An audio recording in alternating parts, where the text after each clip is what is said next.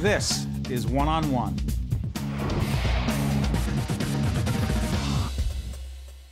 I want to introduce you to a very good friend of ours here at the program. He is Daniel A. McNeal, Program Officer of the Prudential Foundation. Good to see you, Dan. Yes, good morning, Steve. All throughout this program, there are 3 different segments. We'll be talking about some initiatives that Prudential is very committed to.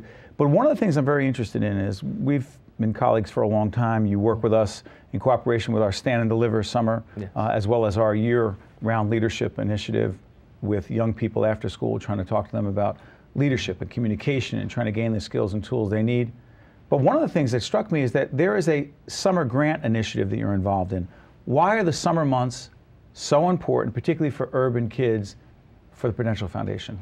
Well, I think most people aren't aware that when you have children who are unengaged, coming from underserved communities, they lose about 2 to 3 months of math and reading competencies. What do you mean they lose it?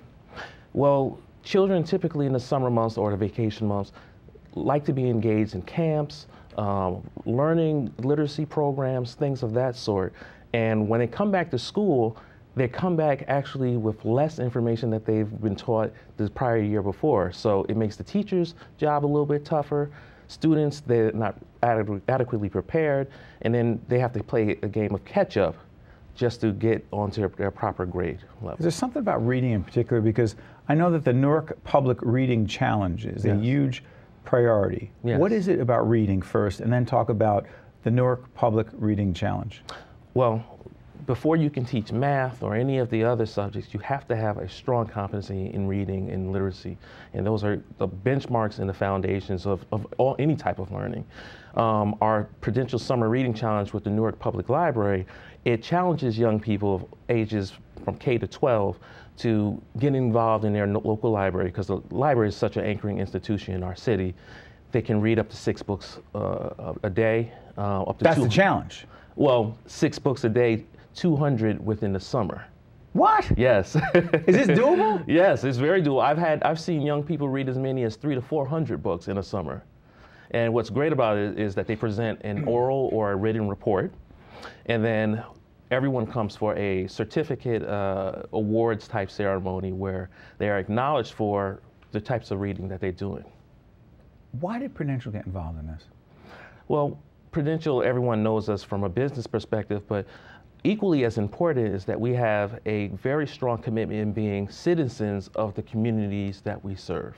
As part of our corporate and civic footprint, we want to make sure that the people that we do business with understand that we're investing in them wholly, not just from a perspective of just doing business with them.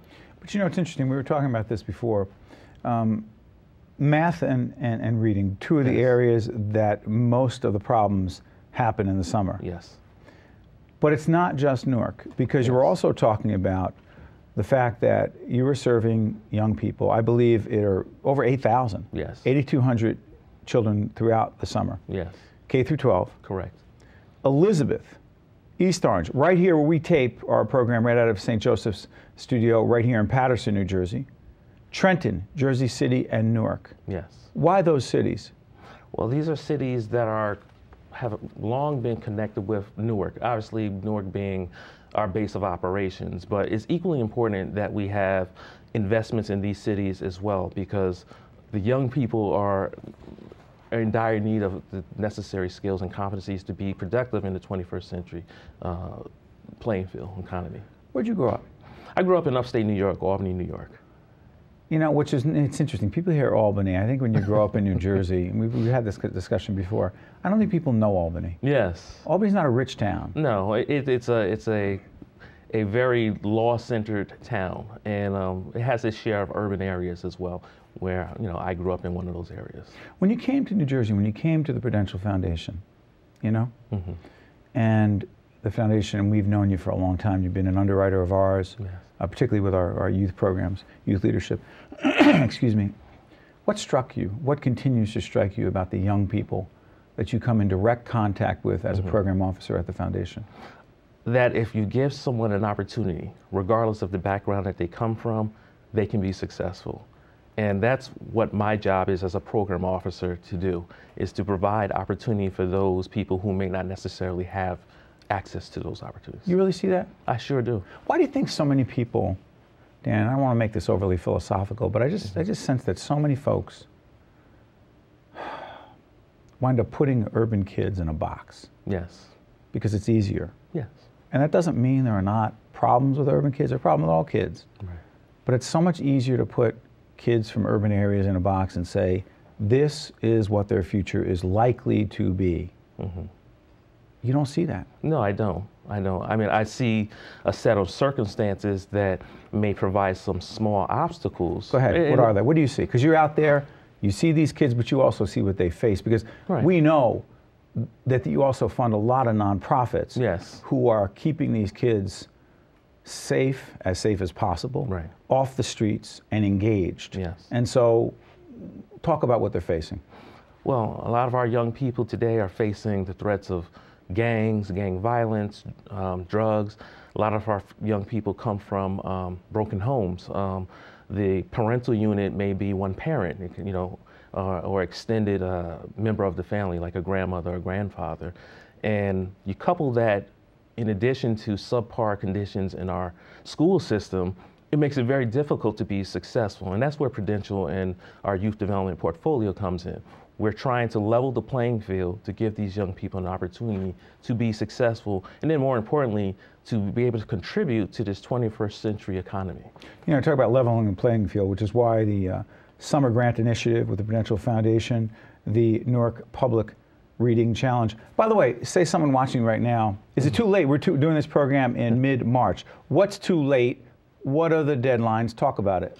Well, ironically, the program actually closes in March, where our RFP, where we have that. Request for proposal. Yes. Who asks for the money? We have a wide range of organizations. Are they nonprofits? Yes, they are. All of them are nonprofit organizations. I mean, we've had organizations such as Stop Shooting, which helps young people to learn different ways to be more productive with their time versus being involved in gangs and things of that nature, all the way to the Boys and Girls Clubs of Newark. One of our favorite partners. Exactly, which has always had a long history in working with young people in a variety of different ways. So you've got nonprofits competing for these grants. There's a request for proposal. Yes. Proposal goes out. You make a decision together with your colleagues at the Prudential Foundation. The grants get awarded. Program starts when? The program typically starts in the summer months, early May, late May. Really? Yes. So there's not a huge gap. This is interesting. So young people are graduating or getting out of school. They're literally moving right into the program. Exactly. And that's the whole purpose, to keep them engaged the moment they leave school for the year and jump right into a summer program. We don't want idle time. We don't want them idle. Right. That's not good. Yes.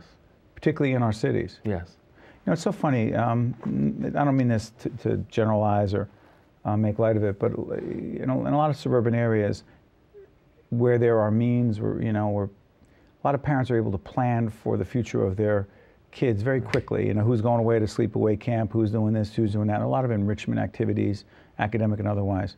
If it were not for the Prudential Foundation, I'm not just saying this because of our partners, it's just because it's true, a lot of these young people would not have these opportunities. Daniel A. McNeal, Program Officer at the Prudential Foundation, the Newark Public Reading Challenge, the Summer Grant Initiative, doing important work, children K through 6, and over 8,000 young people in cities such as the city of Newark, their home city where their corporate offices are, Elizabeth, East Orange, Patterson, Trenton, Jersey City. Good work. Dan, it's great to be your partner. Thank you. Thank you very much. Stay right there. One-on-one will continue right after this. Stay with us. Funding for this edition of One-on-One with Steve Adubato has been provided by the Prudential Foundation, the Merck Company Foundation, the Verizon Foundation, the TD Charitable Foundation, PSE&G, the Newark Public Schools, and by the Terrell Fund.